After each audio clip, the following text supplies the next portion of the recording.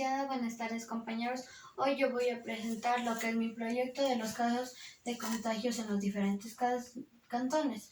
Bueno, aquí tenemos los diferentes cantones. En el intervalo, lo único que se hace es tomar el dato mayor con el dato menor de los contagiados de COVID, que se hace el 5 es el dato menor, luego se resta del dato menor, se restaría 78 menos 5 y saldría el resultado que tenemos que hacer para poder sacar los siguientes intervalos.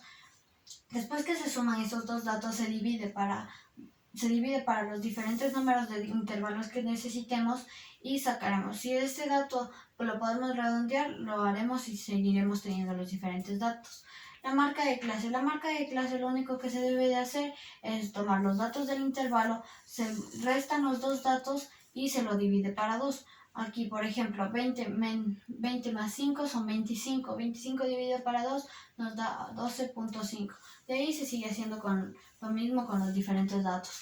F sub i, ¿qué se preguntarán qué es F sub i? F sub i es frecuencia absoluta. En la frecuencia absoluta se hace el recuento de todos los datos del distinto problema. La suma de todos estos datos nos tiene que dar el total de datos que vamos a tener.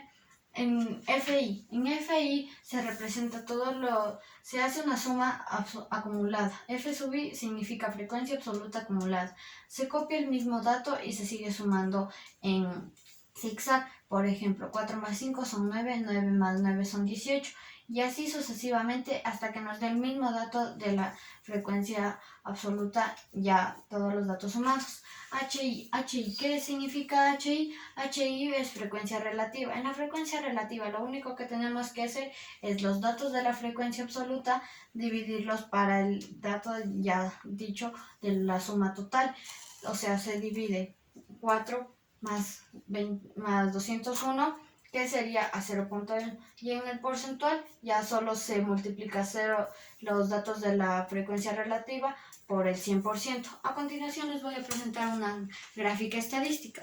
La gráfica estadística es los puntos distintos que se marca en el plano cartesiano de coordenadas. Hay dos coordenadas que son el eje de las x, que son el eje de las abscisas, y el de las y, que son de las ordenadas. Aquí podemos ver cómo están los distintos porcentajes que nos pedían en el problema, porque en el problema tenemos que saber que nos pedían cuál es el porcentaje de todos los números.